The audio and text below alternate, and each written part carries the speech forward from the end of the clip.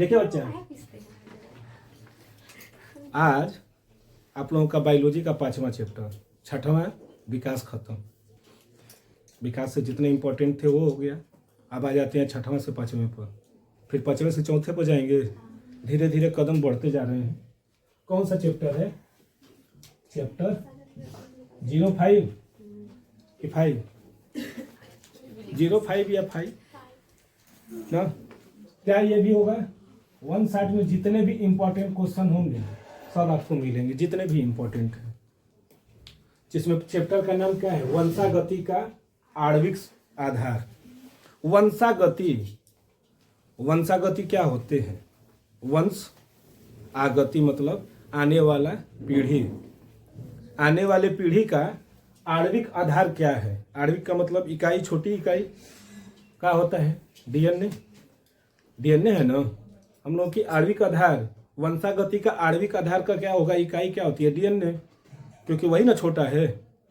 हम लोगों के शरीर की जो इकाई है वो तो कोशिका है। कोशिका है ना?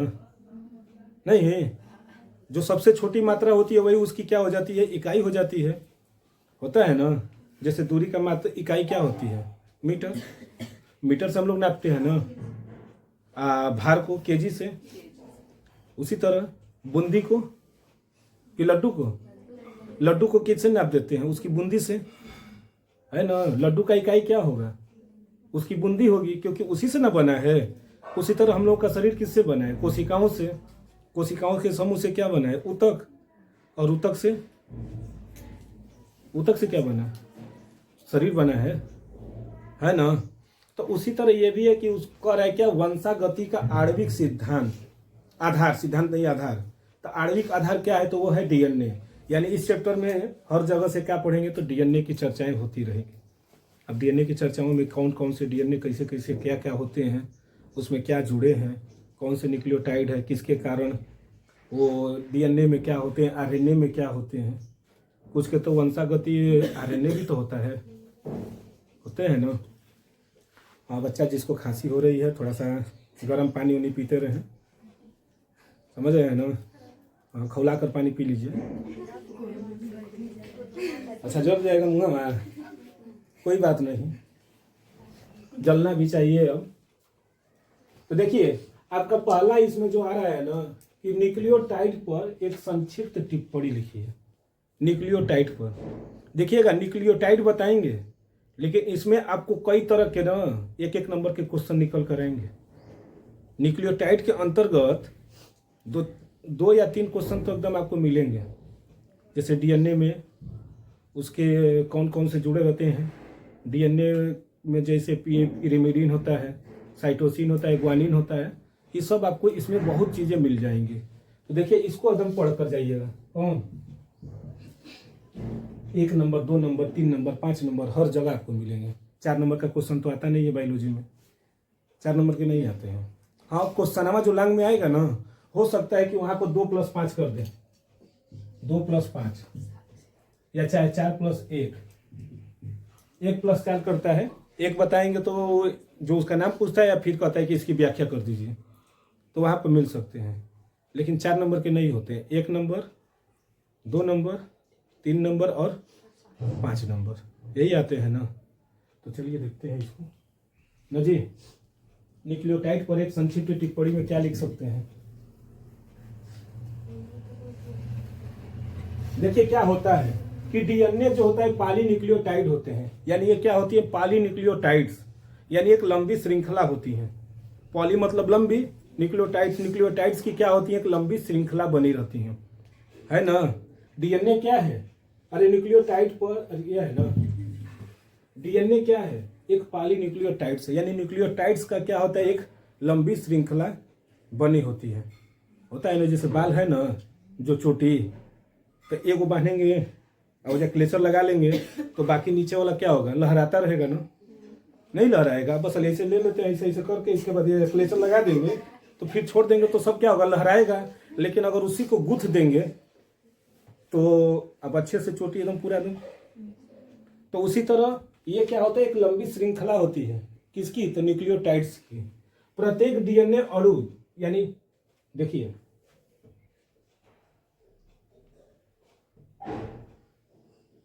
है ना। तो यही यानी 1 2 3 और आगे चलते जाएंगे, जितना खींचेंगे उतना खिंचाएगा। तो प्रत्येक डीएनए अणु 3 घटक, देखिए प्रत्येक डीएनए अणु 3 घटक अणुओं का क्या होता है, बना होता है ना। 3 घटक अणुओं का बना एक संयुक्त तो क्या कहलाएगा, अणु। अणु अणु मिलकर अणु बना दिया, 2 अणु मिले, फिर एक और आ जाएगा तो 3 अणु। तो एक क्या कह रहा है कि प्रत्येक डीएनए अणु 3 घटक अणुओं का बना संयुक्त क्या है, अणु है। संयुक्त अणु क्या है, तो जब कई अणु आपस में मिलकर क्या कर ले, एक श्रृंखला बना ले या एक चेन बना ले, तो उसी को क्या कहते हैं, संयुक्त अणु। जिनमें एक क्या होता है, फास्फेट समूह। डीएनए अणु में एक जो होता है फास्फेट समूह होता है ना। तीनों को नाम याद कर लीजिएगा। फास्फेट समूह, एक क्या होता है, डीऑक्सीराइबोज शर्करा। एक तो फास्फेट है, दूसरा क्या है, डीऑक्सी है, और तीसरा राइबोज शर्करा। तथा एक क्या हो जाते हैं, नाइट्रोजनी क्षारक, है ना। यानी ये क्या हो गया, फास्फेट समूह। डीएनए में पहला जो समूह होगा वो क्या होगा, फास्फेट, दूसरा डीऑक्सीराइबोज शर्करा, और तीसरा क्या हो गया, नाइट्रोजनी क्षारक। याद कर लीजिएगा कि डीएनए में, अरे वो डीएनए की ही बात हो रही है ना, तो डीएनए में कितने समूह होते हैं, तो 3 होते हैं ना। तो तीनों के नाम क्या है, पहला याद कर लीजिएगा फास्फेट समूह, दूसरा का डीऑक्सीराइबोज शर्करा, और तीसरा नाइट्रोजनी क्षारक। देखिए न्यूक्लियोटाइड जो है किसमें पाए जाते हैं, डीएनए और आरएनए में, है ना। देख रहे हैं ना, न्यूक्लियोटाइड डीएनए तथा आरएनए के क्या है, एकलक है। जैसे यही है ना एकलक, यानी एकल हेलिकल कुंडली जिसको कहते हैं। एकलक में क्या होते हैं, मोनोसेकेराइड पेंटोज शर्करा। देखिएगा न्यूक्लियोटाइड में क्या पाए गए हैं, मोनोसेकेराइड पेंटोज शर्करा। पेंटोज होते हैं यानी 5 होते हैं। कार्बन का जो समूह बनाते हैं तो उसमें क्या हो जाते हैं, ऐसे नहीं बनाते हैं, यही ना होता है, ऐसे बनाते हैं। तो उसमें क्या होती है, मोनोसेकेराइड पेंटोज शर्कराएं पाई जाती हैं, जो संरचना के आधार पर, देखिए कौन, मोनोसेकेराइड पेंटोज शर्करा जो है संरचना के आधार पर क्या हो जाते हैं, डीऑक्सीराइबोज, यानी किसमें, डीएनए में, और राइबोज शर्करा किसमें होते हैं, आरएनए प्रकार की होती है ना। समझ में आ रहा है, कोई दिक्कत है नहीं ना। क्या कह रहा है कि न्यूक्लियोटाइड जो होते हैं किसमें पाए जाते हैं, मोनोसेकेराइड पेंटोज शर्करा में पाई जाती है। पूछ सकता है ना कि न्यूक्लियोटाइड पाया जाता है, किसमें पाया जाता है, तो ये लिखेंगे मोनोसेकेराइड पेंटोज शर्करा। बहुविकल्पी में पेंटोज शर्करा भी दे देगा, तब वहां पर लिखना पड़ेगा। समझ गए ना, पेंटोज शर्करा भी दे सकता है, या फिर बहुविकल्पी में, या चाहे 1 नंबर में अति लघु में पूछ सकता है कि न्यूक्लियोटाइड पाए जाते किस में पाए जाते हैं, तो सीधी सी बात है मोनोसेकेराइड पेंटोज शर्करा में पाए जाते हैं, है ना। देखिए उसके बाद कह रहा है कि जो संरचना के आधार पर क्या हो जाते हैं, डीऑक्सी राइबोज शर्करा, यानी डीएनए में तथा राइबोज दोनों में पूछता है ना, डीएनए और आरएनए में क्या अंतर होते हैं, तो एक में कह दिया राइबोज शर्करा पाई जाती है और एक में डीऑक्सी राइबोज शर्करा पाई जाती है। सिंपल सी। और भी अगर कुछ पूछता है उसमें सबसे तुच्छ पूछता है, तो नीचे आ रहे हैं कि सबसे जो कहता है कि आप ठीक है ये बता दिए। कोई डीएनए और आरएनए में पूछता है ना, तो सबसे आसान यह बता देता है कि इसमें डीऑक्सीराइबोज शर्करा पाई जाती है, उसमें राइबोज शर्करा पाई जाती है। लेकिन नीचे बताएंगे जो एकदम मेन एकदम आपको सटीक बताना होगा वो क्या है, वो बता देंगे ना। कभी कभी वाइवा में पूछा जाता है, आ रहे हैं उस पर।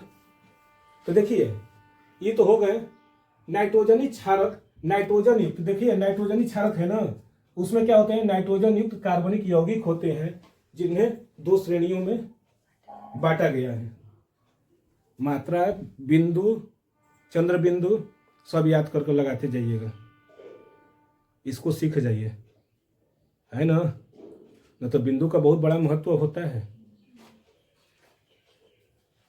तो क्या होते हैं, सबसे पहले आता है इसमें नाइट्रोजनी क्षारक में पहला क्या आता है, प्यूरिन।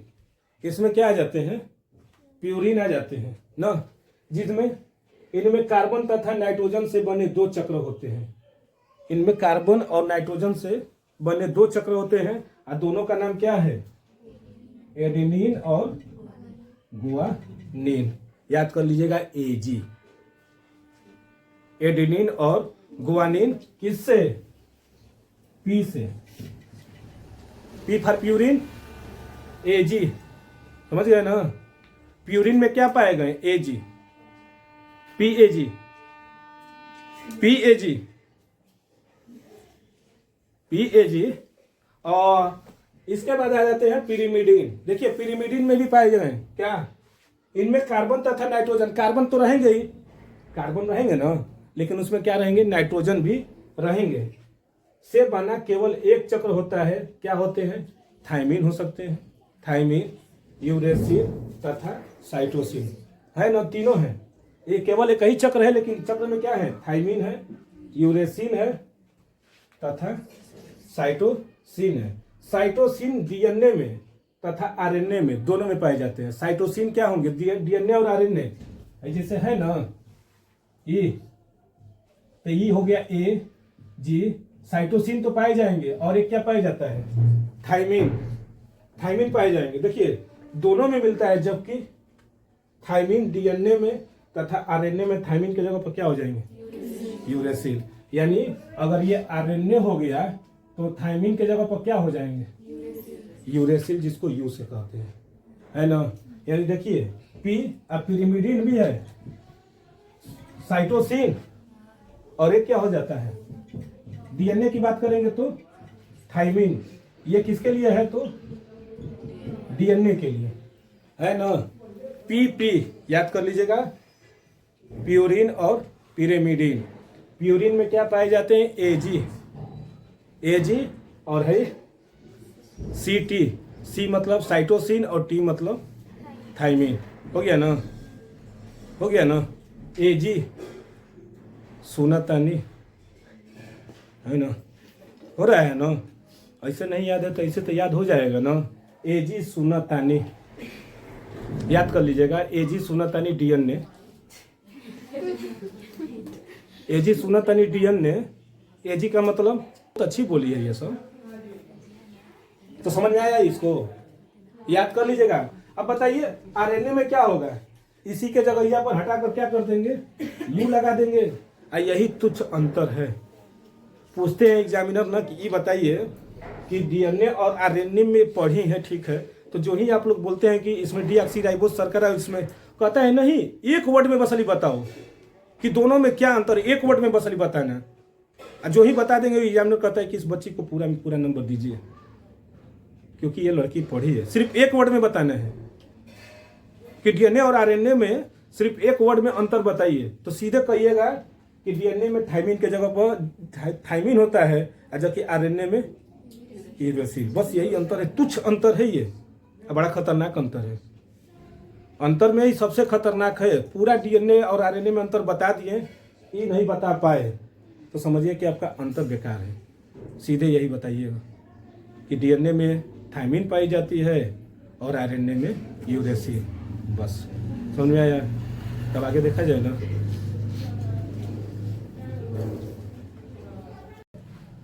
डीएनए की द्विकुंडलित संरचना का वर्णन कीजिए। सचित्र वर्णन करना है।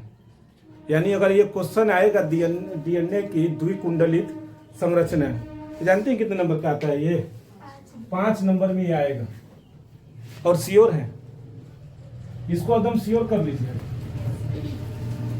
इसमें कई डाउट नहीं है कि जो प्रश्न है आपका, ये कौन सा प्रश्न है, तो डीएनए की द्विकुंडलित संरचना का सचित्र वर्णन करने के लिए, तो ये जो है आपके लिए क्या होगा, बहुत ही ज्यादा इंपॉर्टेंट है ना।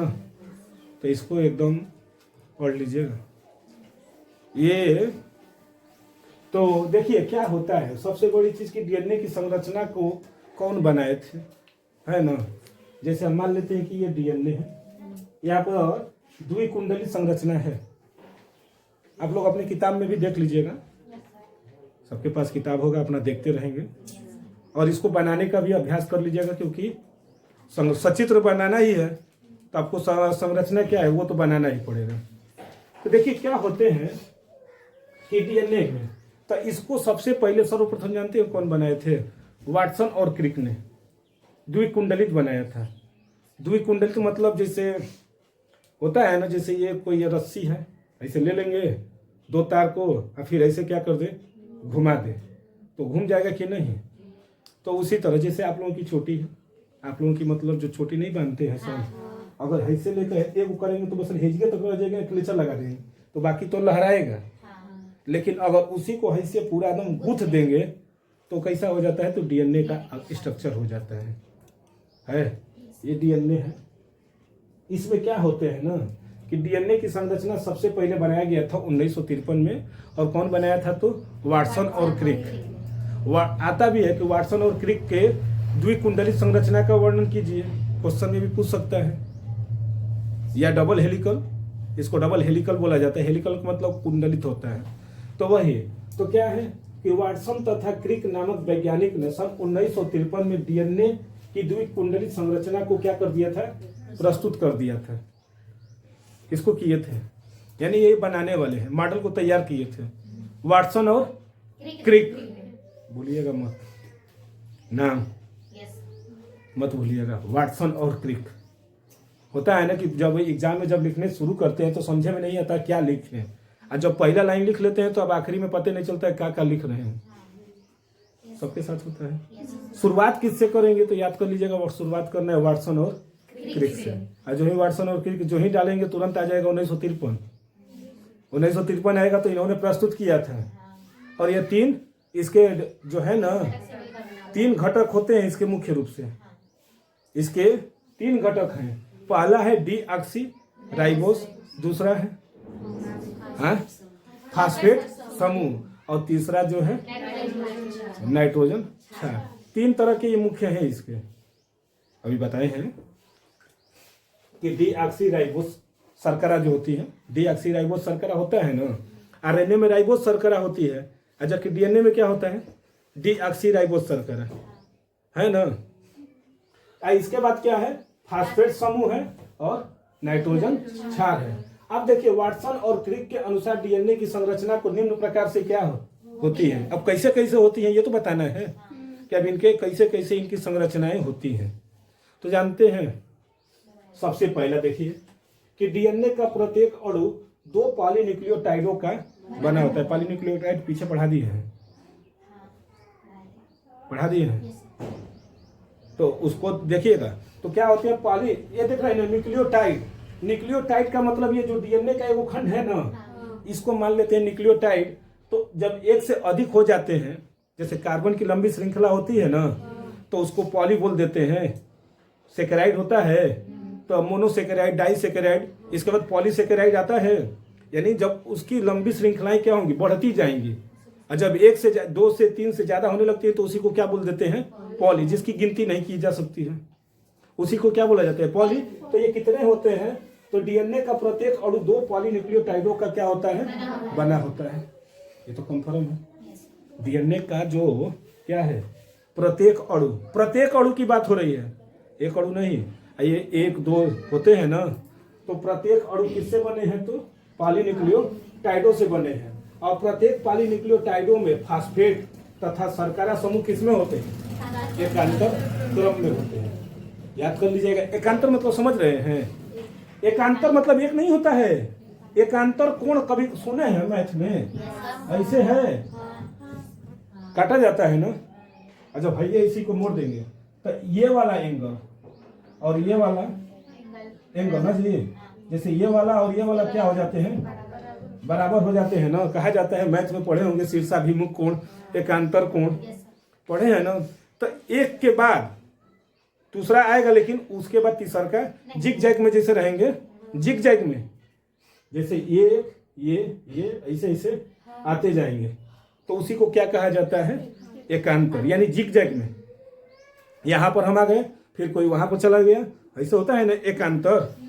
जैसे बैठाया जाता है यहाँ पर boys girls boys girls boys girls होता है ना, बोर्ड एग्जाम में इसी तरह बैठाया जाता है, एकांतर क्रम में बैठाया जाता है, सीधे सीधे नहीं बैठाया जाएगा। गर्ल्स है तो एक लाइन में गर्ल्स नहीं है, बॉयज है तो एक वहाँ पर बैठाया जाता है बोर्ड।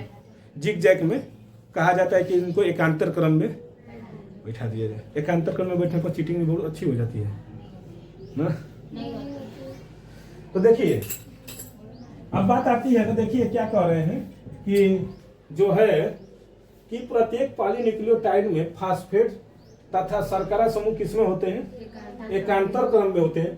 फास्फेट समूह का एक तरफ की शर्करा किसकी होती है? 5 डैश कार्बन की। अब यहाँ पर कहेंगे कि इसमें कहाँ है 5 डैश, तो पेन है,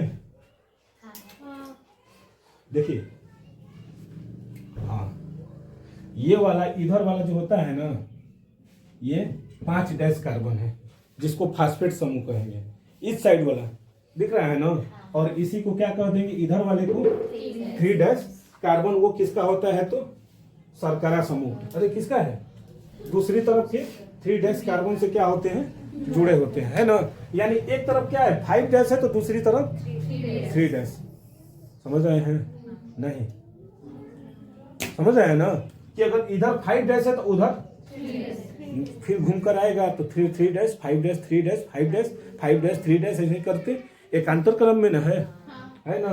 तो फास्फेट समूह का जो कार्बन से जुड़ा होता है, यानी फास्फेट समूह एक तरफ की शर्करा के 5 डैश कार्बन से, याद कर लीजिए फास्फेट समूह का एक तरफ का क्या होता है? 5 डैश कार्बन से, और दूसरी तरफ का 3 डैश कार्बन से। कोई दिक्कत है? आसान है। 5 नंबर का एकदम पकड़ कर ले आएंगे। ऐसा कहेंगे कि हमको ये नंबर चाहिए, है ना, ये हाथ हमको दे दे, तो नहीं ये नंबर हमको दे दीजिए, ये हम लेकर जाएंगे 5 नंबर। साफ बात है। देखिए इसके बाद तीसरा नंबर, दोनों पॉलीन्यूक्लियोटाइडों के श्रृंखला नाइट्रोजन क्षार द्वारा क्या होते हैं? नाइट्रोजन क्षार, है ना, नाइट्रोजन क्षार, जिसमें क्या होते हैं? एडेनिन किसके साथ जुड़ा रहेगा? पॉलीन्यूक्लियोटाइड में सब खत्म हो चुके थे, इसलिए हम उस पर ज्यादा हम नहीं चर्चा कर रहे हैं नाइट्रोजन क्षार, क्योंकि पीछे हम बता चुके हैं। तो देखिए दोनों पॉलीन्यूक्लियोटाइडों के श्रृंखला नाइट्रोजन क्षार द्वारा क्या होते हैं? जुड़े होते हैं, जिसमें एडेनिन है ना, एडेनिन ए से डिनोट करते हैं, किससे जुड़ेगा? थाइमिन यानी टी। एडेनिन टी के साथ यानी थाइमिन के साथ, और हाइड्रोजन के कितने? द्विया बंध से। दिख रहे हैं ना, यानी यहाँ पर कर सकते हैं ए को डबल बॉन्ड से, यानी टी से। एडेनिन किससे जुड़ा है? टी से, और वही थाइमिन। और ग्वानिन किसके साथ जुड़ेगा? साइटोसिन, यानी जी और ट्रिपल बॉन्ड कर देंगे, क्योंकि त्रिबंध से किससे जुड़ा है? तो साइटोसिन से, है ना। देखिए यहाँ पर फिगर में भी देखिए CGTA एडेनिन थाइमिन ऐसे। तो देखिए ये नाइट्रोजन क्षार है। नाइट्रोजन क्षार में कौन कौन आते हैं? तो ग्वानिन आता है, साइटोसिन आता है, थाइमिन आता है और एडेनिन आते हैं, है ना। देखिएगा याद करने का यही है, क्या है कि ग्वानिन नाइट्रोजन क्षार अगर कभी भी पूछेगा, सिंपल सी बात है, AG सुनता नहीं, AG सुनता नहीं। ए से एडेनिन, जी ग्वानिन, AG हो गया सुनता नहीं, सी से साइटोसिन, और टी से नाइट्रोजन क्षार। हो गया कि नहीं? डीएनए के नाइट्रोजन क्षार को बस ऐसे बोल दीजिए, ए जी सुनतानी, हाँ जी सुनतानी बोली। अब का बोला तानी, बड़ा नुकसान हुई। अगर ऐसे वो बोल दी, जाहिर सी बात है कहीं ना कहीं हमारा नुकसान होने वाला है, क्योंकि इतना प्रेम से तो कहीं ना कहीं नुकसान होने वाला है कि एजी सुनतानी, तो वही नाइट्रोजन क्षार है। ए मतलब एडेनिन, जी मतलब ग्वानिन, सुना मतलब सी साइटोसिन और थाइमिन। ए किससे जुड़ा है? ए किससे जुड़ा है? ए टी, ए किससे जुड़ा है? थाइमिन टी से, और ग्वानिन जी सुना है, ए जी सुना था नहीं, बस ऐसे जाइए जा, ए जी सुना भूलिएगा मत, नाइट्रोजनी क्षार है ना। डाउट है डीएनए के द्विकुंडली संरचना में? अब देखिए यहाँ पर थोड़ा सा फिगर में भी बता देते हैं। जैसे देखिए फास्फेट शर्करा क्या होती है, तो दिख रहे हैं ना, द्विकुंडलित में से जो घूमे हैं वो वही फास्फेट समूह होते हैं, जो समूहों में दिख रहे हैं ना, ये द्विकुंडलित ऐसे घूम कर आए हैं तो फास्फेट समूह हो जाते हैं। और इनको जो रेशे की तरह डीएनए में जो बंध बने रहते हैं ना, समझिए कि बहुत पतले पतले होते हैं। कोशिका तो एक खुदे छोटा सा, कोशिका तो खुदे को छोटा सा, कोशिका का केंद्र उससे भी छोटा है, और उस कोशिका के अंदर गुणसूत्र, गुणसूत्र कोशिका के केंद्रक पहले पाया गया। कोशिका है बहुत छोटी, जिसको नग्न आंखों से नहीं देखा जा सकता है, उसका सेंटर खोजा गया और सेंटर में मिला गुणसूत्र, और गुणसूत्र को जब खींचा गया तो पता चला उनमें डीएनए और जीन बैठे हुए हैं। गुणसूत्र ही क्या है? डीएनए है, और डीएनए ही जीन है ना। याद कर लीजिएगा बच्चा। तो सोचिए कि एक कोशिका बहुत छोटी होती है जिसको हम लोग नहीं देख रहे हैं, फिर भी उसके केंद्रक में पाया गया है ना, और केंद्रक में गुणसूत्र, उसको जब खींचा गया ना तो डीएनए की संरचना प्राप्त हुई थी। सोचिए कितना बड़ी चीज वो की है। वो अभी बताया जाएगा वाटसन और क्रिक ने, तो बहुत बड़ी खोज हुई थी। तभी तो हम लोग को पता चला कि डीएनए एक आनुवंशिक पदार्थ है। तो समझ में आया ये कि पॉलीन्यूक्लियोटाइड में क्या होते हैं? नाइट्रोजन क्षार कितने होते हैं? तो 4, ग्वानिन, साइटोसिन, थाइमिन और एडेनिन, एजी सुनातानी। याद हो गया ना? बस बाकी अगला क्वेश्चन देखा जाए, इसमें डाउट है तो बोलिए। है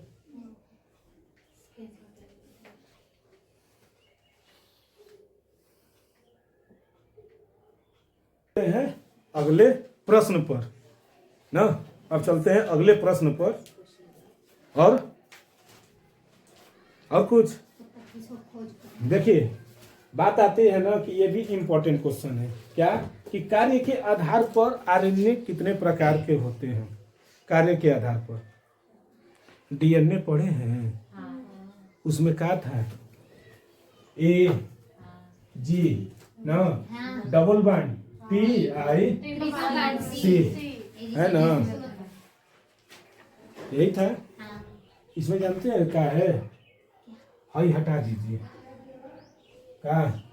थाइमिन, और थाइमिन के जगह पर यू लगा दीजिए, यूरेसिल हो गया आरएनए। आरएनए हो गया। बहुत कुछ अंतर है। अगर कोई कहे कि डीएनए और आरएनए में बहुत ही, वो बताइए डीएनए और आरएनए में अंतर बताइए, सिर्फ एक शब्द में, एक शब्द में डीएनए और आरएनए बताइए। सीधी बात है, डीएनए में थाइमिन पाया जाता है, आरएनए में यूरेसिल। बस एक वर्ड में खत्म। जो पढ़ा लिख, जो वाइवा होता है ना, तो वाइवा में यही सब पूछते हैं कि एक वर्ड में बताओ डीएनए और आरएनए में अंतर। तो लगता है कहने डीएनए द्विकुंडलित होती है, आरएनए एक कुंडलित होती है, आरएनए ये नहीं। वो बोला क्या है एग्जामिनर कि एक शब्द में, और एक शब्द में यही अंतर है कि थाइमिन के जगह पर यूरेसिल होता है। बस बात खत्म। समझ रहे हैं ना? तो ये कुछ अंतर होती है। देखिए, तो बोला है कार्य के आधार पर डीएनए और आरएनए के। देखिए, कार्य के आधार पर आरएनए कितने प्रकार के होते हैं समझाइए। तो देखिए, आरएनए का काम है प्रोटीन बनाना। आरएनए का काम है प्रोटीन बनाना। आरएनए कैसे प्रोटीन बनाएगा? तो देखिए, एक तो ये सिंगल हेलिकल होते हैं, ये भी पॉलीन्यूक्लियोटाइड होते हैं। जैसे डीएनए पॉलीन्यूक्लियोटाइड है, तो आरएनए भी क्या है? पॉलीन्यूक्लियोटाइड है, लेकिन उसके अणु भार कम भार वाले होते हैं, जबकि इसके क्या होते हैं? उच्च होते हैं, अधिक भार वाले होते हैं। जबकि डीएनए वाले क्या होते हैं? कम होते हैं, लेकिन ये क्या होते हैं? उच्च भार वाले, अधिक भार वाले, अणु भार वाले होते हैं। हो रहे हैं? तो अब बात आती है कि देखिए, इसकी जो होती है संरचना किससे होती है? डीएनए से भिन्न होती है, क्योंकि डीएनए की संरचना डबल हेलिकल होता है ना, इनकी ऐसे होती है सिंगल। जैसे छोटियां बने तो बनाते हैं तो ऐसे हो जाता है, एक चोटी के साथ पूरा बना लेते हैं कि नहीं पूरा। और आरण्य क्या होता है, जौन हेतरा कुछ झरला के बाद हेतरे झाड़ लेते हैं अंगवा से हेतरे वो लटका दो हेतरे। तो हमारा नहीं है जी, हम कहाँ से लटकाएंगे, वो शुरू हो गई। तो देखिए बच्चा, तो डीएनए की संरचना सिंगल हेलिकल होता है, जबकि डीएनए की क्या होती है, द्विकुंडलित यानी डबल हेलिकल होता है। तब तो वही कह रहे हैं, इसकी जो संरचना होती है किससे होती है, डीएनए से भिन्न होती है। और इसमें क्या होती है, डीऑक्सीराइबोज शर्करा नहीं पाई जाती है। क्या पाई जाती है, राइबोज शर्करा। अगर डीऑक्सी पाई जाएगी तो डीएनए, और राइबोज पाई जाएगी तो आरएनए, है ना। और इसमें थाइमिन के जगह पर क्या पाए जाते हैं, यूरेसिल। समझ में आया, समझ में आया। तो वही कह रहा है क्या कि यह अधिक अणु भार वाली एक पॉलीन्यूक्लियोटाइड से मिलकर बना होता है। इसकी संरचना क्या होती है, डीएनए से भिन्न होती है। इसमें डीऑक्सी राइबोज शर्करा के स्थान पर क्या होते हैं, राइबोज शर्करा होती है, तथा थाइमिन के स्थान पर क्या पाए जाते हैं, तो यूरेसिल, है ना। जैसे ए नीचे में लिख दीजिए जी, है डबल बॉन्ड टी था ना, और है क्या था, सी। बस ये क्या कर देंगे, एक ये यू और जी ट्रिपल बॉन्ड हाउ हो गया, आरएनए आई हो गया। समझ में आ गया ना, बहुत कुछ अंतर है एक वर्ड में अगर कोई कहे डायरेक्ट, समझ गए ना। अब कार्य के आधार पर जानते हैं, डीएनए आरएनए 3 प्रकार के होते हैं। कार्य के आधार पर डीएनए 3 प्रकार के होते हैं, समझ गए। अब बात आती है थोड़ी सी, वो कहानी सुन लो। हम लोग जाते हैं पेपर देने अभी जाएंगे आप लोग सभी लोग बोर्ड के एग्जाम में। गेट पर कुछ लोग रहते हैं खड़े, गेट पर खड़े रहेंगे न जी, ये हो गया गेट पर ना। फिर अंदर जाएंगे, कुछ लोग होंगे। बोर्ड एग्जाम में क्या होता है, 3 लोगों की 3 जगह चेक इन होता है। एगो तो मेन गेट पर देखा जाता है कि एडमिट कार्ड है कि नहीं है। एडमिट कार्ड है तो अंदर आने देंगे, नहीं तो गेट आउट, सीधे यहाँ से जाओ अपना एडमिट कार्ड लेकर आओ, होता है। फिर अंदर अब आएंगे, जहाँ क्लास में जाएंगे ना, वहाँ पर भी क्या होते हैं। और फिर जब एग्जामिनर जब आते हैं कापी ओपी साइन करने, तब भी वहाँ पर चेक होता है, नाम उम सब मिलाते हैं क्या आप हैं कि नहीं है। उसी तरह आरएनए भी है, प्रोटीन बनाने के लिए करता है। प्रोटीन, जैसे प्रोटीन बनाने के लिए एक आते हैं mRNA, एक इसको देकर जाते हैं tRNA, और एक आते हैं rRNA। देखिए rRNA तीनों है ना। mRNA क्या करता है, संदेश देता है। mRNA क्या करेगा, किसको नहीं, स्थानांतरण को नहीं। mRNA क्या करता है, प्रोटीन बनाने का काम करता है। लेकिन किससे पूछेगा, तो कोशिका से। कोशिका में जो है ना, तो उसी में आरएनए बनाने का काम, आरएनए का कार्य होता है प्रोटीन का निर्माण करना है। तो अमीनो अम्ल जो है, तो वही एक एक करके क्या करते हैं कि जो mRNA है ना, तो ये क्या करता है, कोशिका के डीएनए साँचे पर तो पाया जाता है, यह केंद्रक से आदेश लेता है। पहले केंद्रक मतलब ये जो गेट पर खड़े हैं, तो अंदर से उनको सूचना दी जाती है कि आप चेक करिए।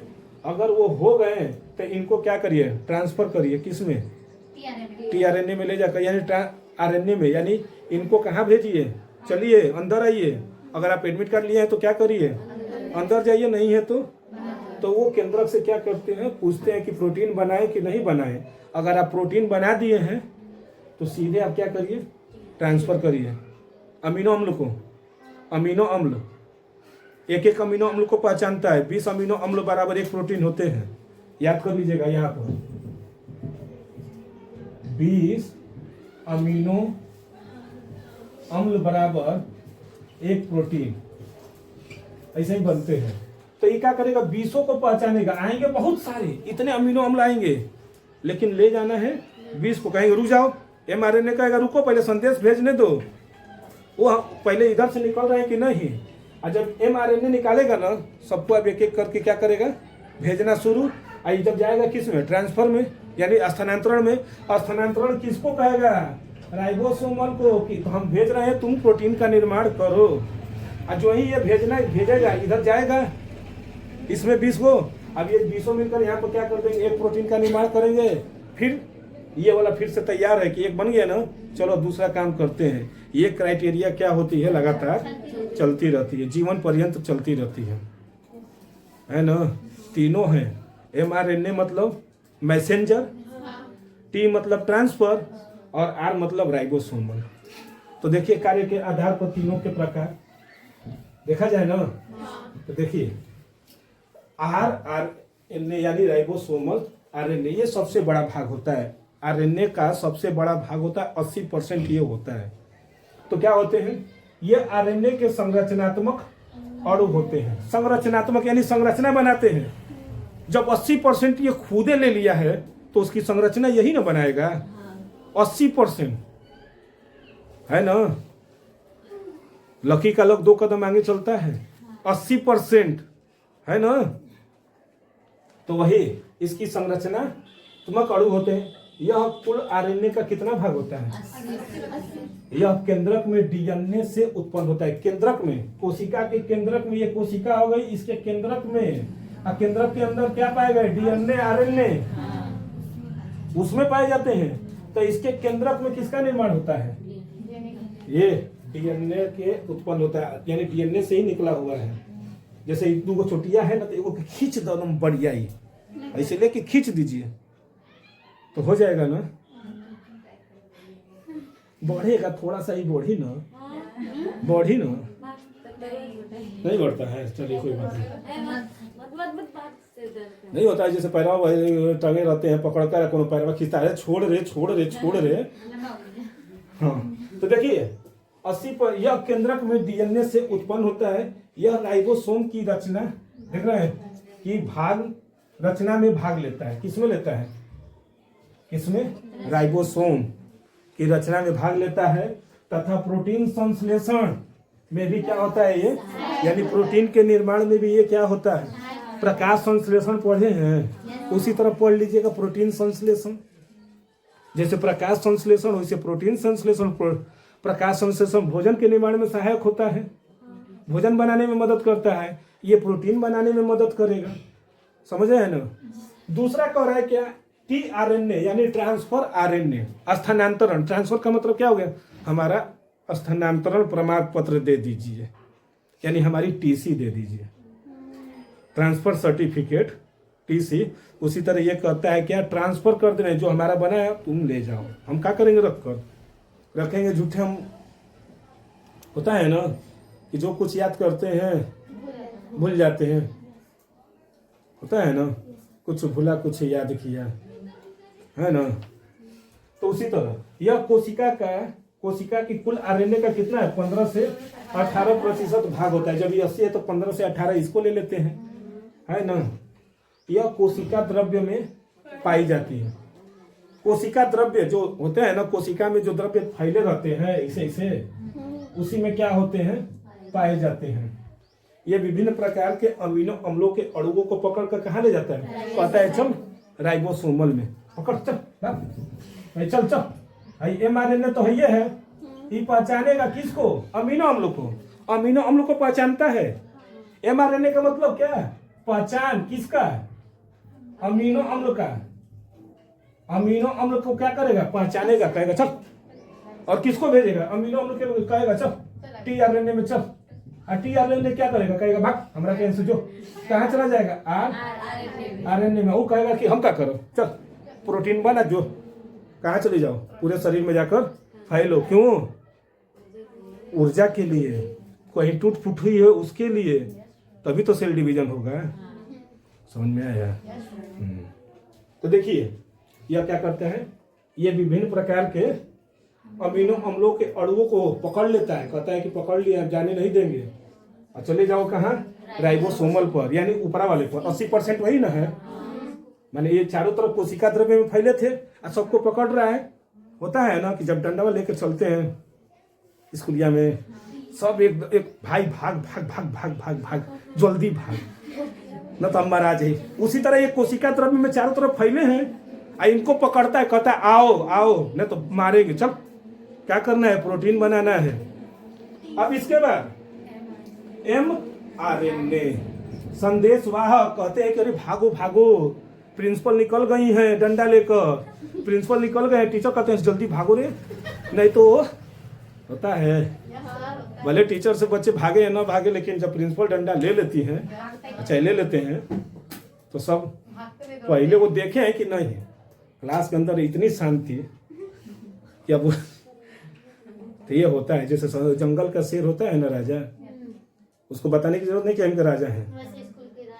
वैसे ही स्कूल में जो प्रिंसिपल होते हैं तो उनको बताने की जरूरत नहीं कि वो प्रिंसिपल हैं, उनकी एक पहचान हो जाती है, अनजान भी लोग जाते हैं ना, सब रहेंगे तो उनकी देख कर सब लोग कह देगा कि यही प्रिंसिपल होंगे, एक अलग छवि हो जाती है।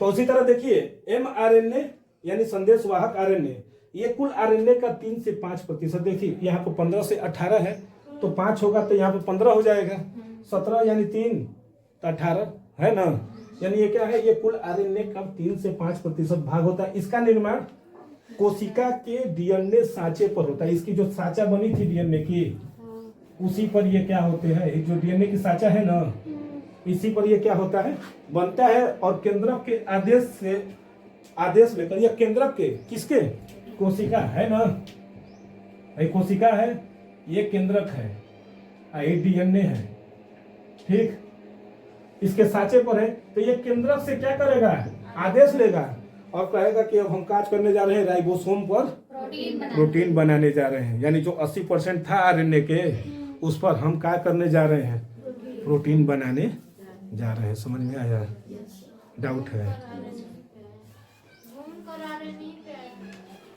घूम कर फिर से RNA पर आएंगे, कहाँ जाएंगे, कहाँ जाएंगे, जब तक जिंदा है कोशिका है तो जिंदा है, जिस दिन कोशिका बंद हम लोग भी बंद। समझ में आया,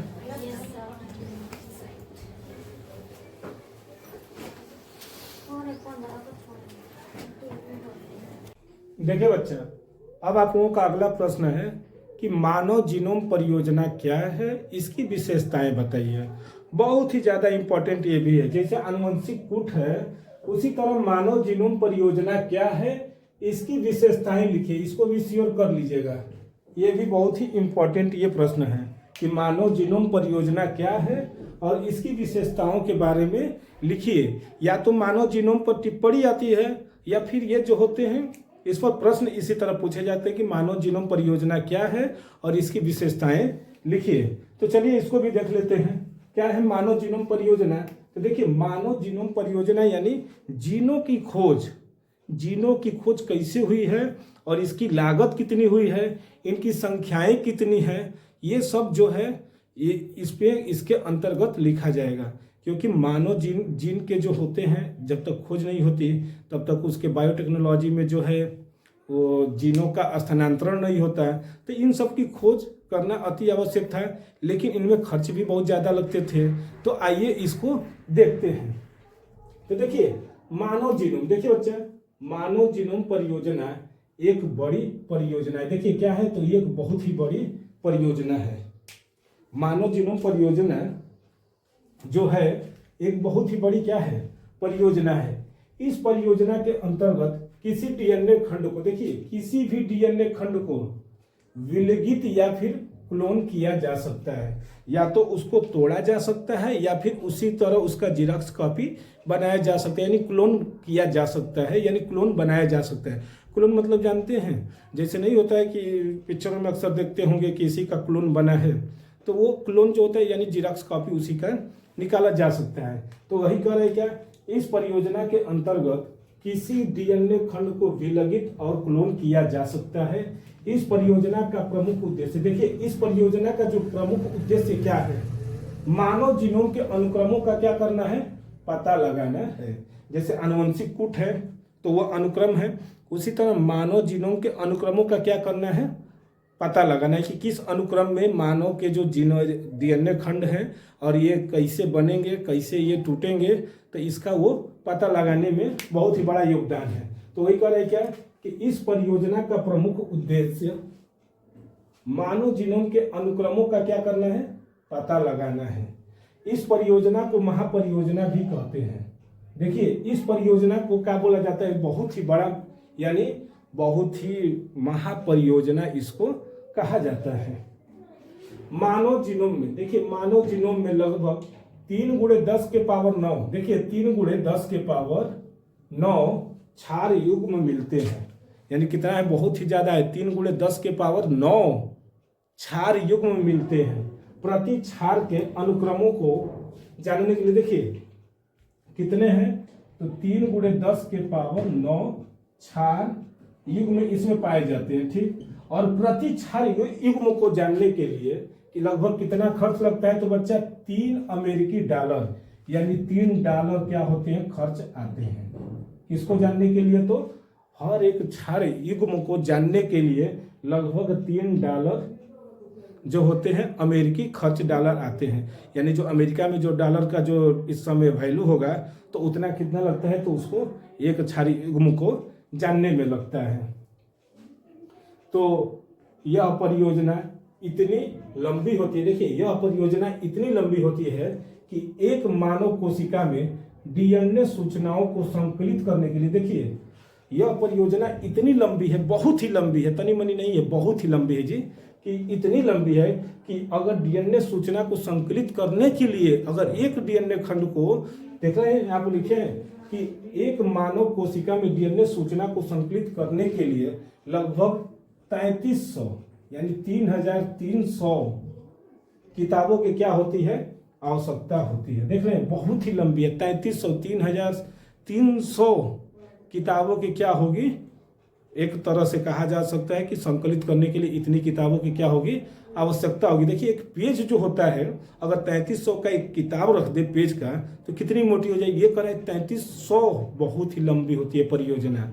ये कल्पना करना ही मात्र है, क्योंकि इसको संकलित करने में समझ जाइए जब 3300 किताब लग रही है, अगर 3300 पेज का एक अगर किताब आ जाता है तो बहुत मोटी हो जाती है। तो ये तो 3300 किताब बोल रहे हैं, तो बहुत ही लंबी परियोजना होती है।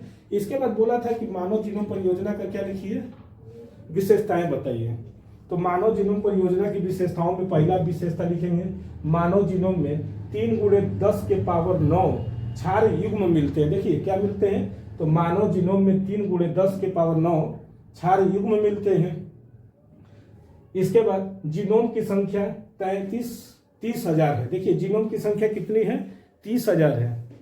लगभग सभी लोगों में मिलने वाले न्यूक्लियोटाइड क्षार क्या होते हैं, समान होते हैं। यानी कहने का मतलब यह है कि जितने भी न्यूक्लियोटाइड हैं, सभी लोगों में जितने भी न्यूक्लियोटाइड हैं लगभग क्या होते हैं, समान होते हैं। जैसे मानव है तो मानव के जितने भी न्यूक्लियोटाइड होंगे समान होंगे, तो उसी तरह कह रहे हैं क्या कि जितने भी होंगे न्यूक्लियोटाइड सब क्या होंगे, समान होंगे। और तीसरा कह रहे हैं कि खोजी गई 50% से अधिक जीन, देखिए खोजी गई, अब तक खोजी गई 50% से अधिक जीन के कार्य के बारे में क्या है, पता लगाया जा गया है। यानी कितने, खोजी गई 50% से अधिक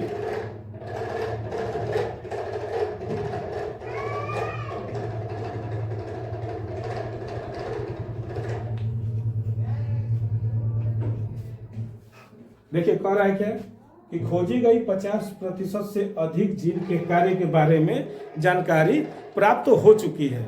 यानी इतना जब लिखेंगे कि क्या है कि मानव जीनोम परियोजना क्या है, इसकी विशेषताएं लिखिए। अगर ये क्वेश्चन पूछेगा तो इतना आपको लिखना पड़ेगा, टिप्पणी पूछेगा तब भी आपको करना ही होगा, कुछ नहीं तो कुछ तो इतना तो लिखना पड़ेगा। और विशेषताएं पूछेगा तो 2-3 लाइन जो है विशेषताएं लिखना ही आपको आवश्यकता वहाँ पर पड़ेगी बोर्ड एग्जाम में। तो इसको जरूर पढ़कर जाइए, बहुत ही इंपॉर्टेंट क्वेश्चन है। तो अब चलते हैं अगले प्रश्न पर।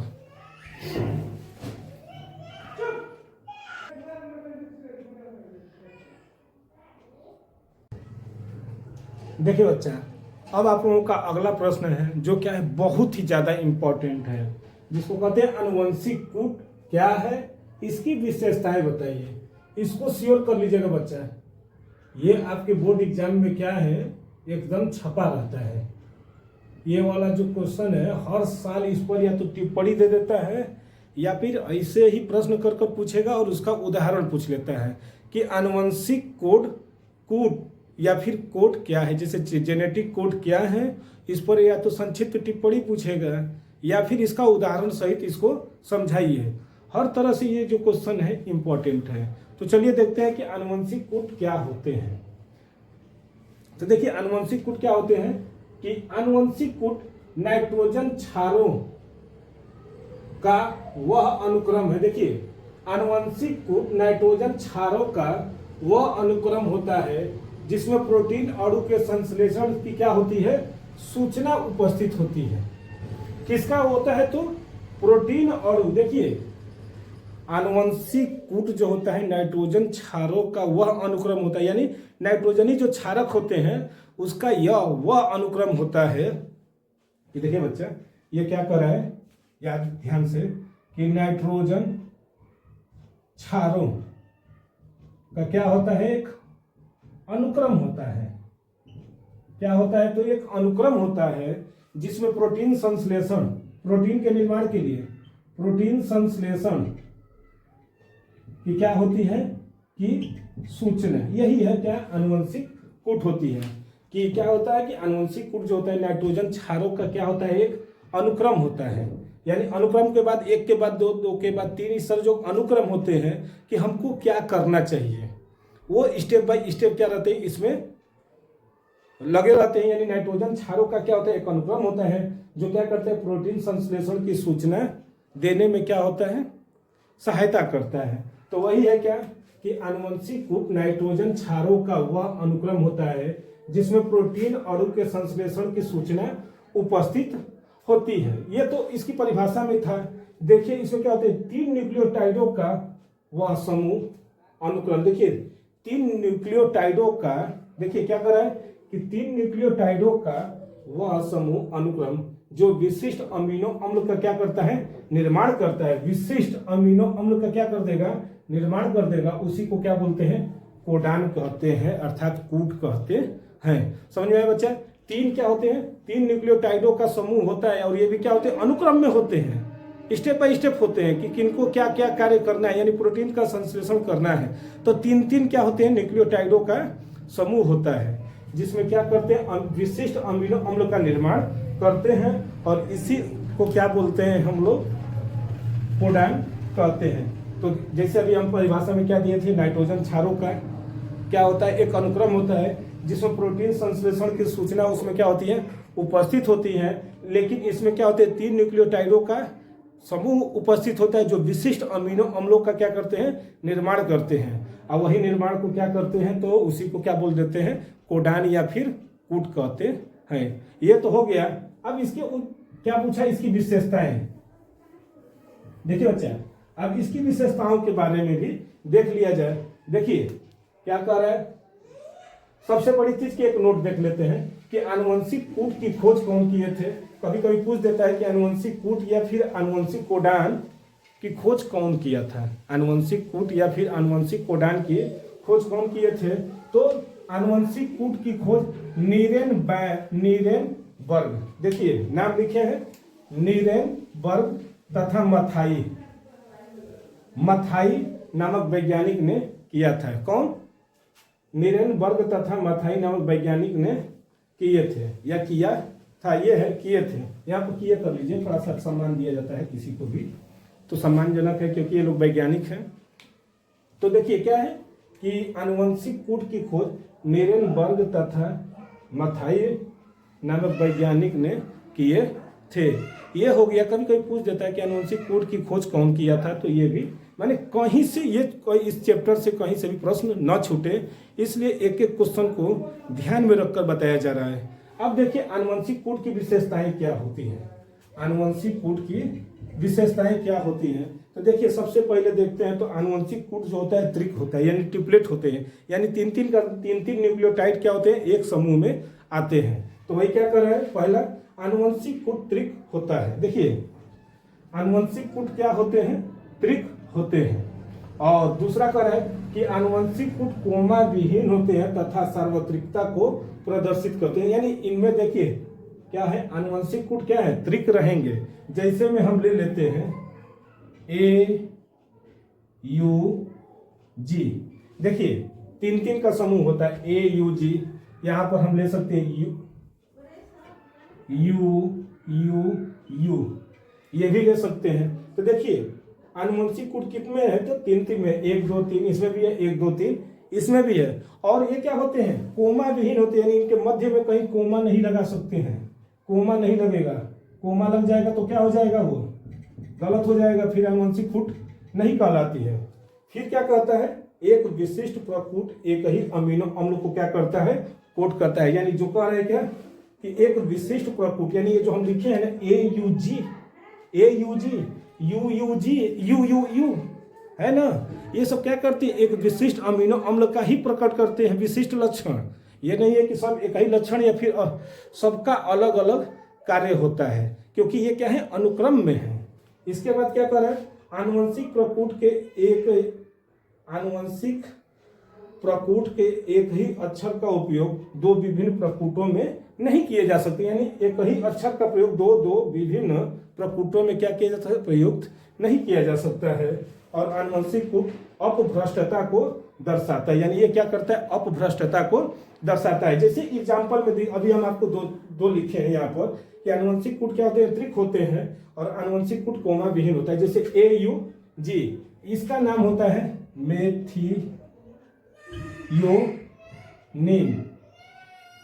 मेथियोनिन। देखिए मेथियोनिन है, यही है ना बच्चा, हाँ। देखिए मेथी, तो क्या कर रहा है कि आनुवंशिक कूट क्या होते हैं, त्रिक होते हैं, तो जिसमें नाम लिखा है ए यू जी, ये क्या होते हैं, मेथियोनिन जो होते हैं स्टार्ट करते हैं, स्टार्ट कोडान है। ये जो होते हैं स्टार्ट कोडान होते हैं, यानी स्टार्ट करने वाले क्या होते हैं, कोडान होते हैं। उसी तरह ये जो होते हैं यू यू यू, तो इसका नाम हो जाता है फेनिल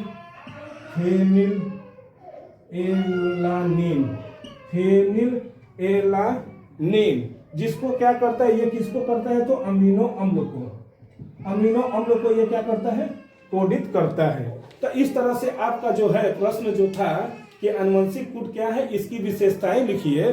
तो ये आपकी क्या है, पूर्ण रूप से इसकी जो था परिभाषा और उसकी जो है खोजकर्ता और उसकी विशेषताओं के बारे में बता दिए। यहाँ पर 2 एग्जाम्पल ए यू जी का भी लिखे हैं कि मेथियोनिन होता है जो स्टार्ट कोडान होता है, यू जो होता है फेनिल एनालिन जो क्या करता है, अमीनो अम्ल को क्या करता है, इंडिकेट करता है। इस तरह से आप ये लिख सकते हैं। तो आपको 3 नंबर में या तो फिर टिप्पणी में पूछता है या फिर 3 नंबर के प्रश्न में ये पूछा जाता है। तो इसका आप लोग क्या करिए कि स्क्रीनशॉट ले लीजिए।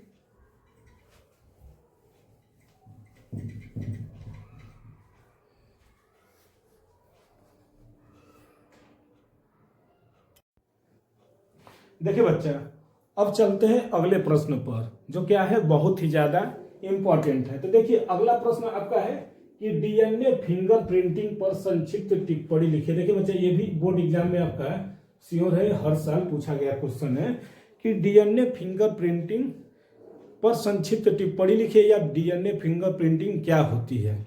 तो देखिए डीएनए फिंगरप्रिंटिंग क्या होती है, तो जो डीएनए फिंगरप्रिंटिंग जो होती है, एक तरह से जो होता है कि डीएनए की जांच कराई जाती है। जैसे मान लेते हैं कि कोई, जैसे डीएनए की जांच जब होने लगी तो समझिए कि अपराधी को पकड़ने में क्या हो गया है, आसान हो गया है। या फिर डीएनए की जो है चेक करने से एक ये भी हो गया कि ये संतति हमारी है कि नहीं है। कुछ लोगों को शक हो जाता है कि ये संतति हमारी नहीं है, तो डीएनए टेस्ट कराया जाता है तो पता चल जाता है। क्योंकि पिता का और पुत्र का जो है, बच्चे का डीएनए क्या होना चाहिए, मैच होता है। तो कहा जाता है कि ये जो है कि डीएनए यानी इनका ये पुत्र है। उसी तरह ये होते हैं जो बलात्कारी होते हैं, तो जो बलात्कार करने वाले यानी रेप करने वाले जो होते हैं, उनका भी डीएनए जब टेस्ट कराया जाता है तो पता चलता है कि ये रेप करने वाला यही है कि नहीं है। तो ये हर तरह से डीएनए जो फिंगरप्रिंटिंग है इसी के अंतर्गत आती है कि डीएनए की क्या की जाती है, जांच कराई जाती है। तो चलिए देखते हैं डीएनए फिंगरप्रिंटिंग क्या होती है। तो डीएनए फिंगरप्रिंटिंग एक ऐसी तकनीक है जिसके द्वारा किसी खूनी, यानी जो खून किया है, अगर खून किया है तो अगर उसको कहीं आदमी उसको नोचा होगा तो उसके हाथ में उसकी बाल चाहे कुछ भी पकड़ा जाते हैं, तब पता चल जाए खूनी, बलात्कारी यानी रेप करने वाले, अपराधी तथा पैतृक की जांच की जाती है। वही जो खूनी है तो खून किया होगा तो कहीं अगर मान लीजिए जो जिसका खून किया है तो उसको हो सकेगा झगड़ा लड़ाई में उसका कहीं ना कहीं अपना उसके शरीर का कुछ अंश उसमें रह गया, यानी बाल नोच लिया होगा या चाहे नोचा होगा तो चमड़ा आ गया होगा उसके नाखून में, तो कुछ ना कुछ जरूर मिल जाएंगे। या फिर रेप करने वाले या फिर अपराधी और पिता की जांच की जाती है। इस तकनीक में किसी व्यक्ति के डीएनए में, देखिए इस तकनीक में किसी व्यक्ति के डीएनए में पाए जाने वाले विभिन्नताओं का पता लगाया जाता है। यानी तकनीक में व्यक्ति के डीएनए में क्या क्या विभिन्नताएं हैं उसका भी क्या किया जाता है, पता लगाया जाता है। इस तकनीक के बारे में सर्वप्रथम कौन बताए थे, तो एल.के. जैफ्रे, याद कर लीजिएगा बच्चा, एल.के.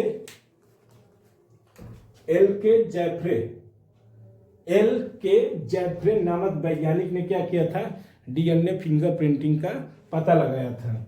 डीएनए फिंगरप्रिंटिंग के लिए व्यक्ति के, देखिए डीएनए की जांच के लिए क्या क्या की जरूरत पड़ सकती है।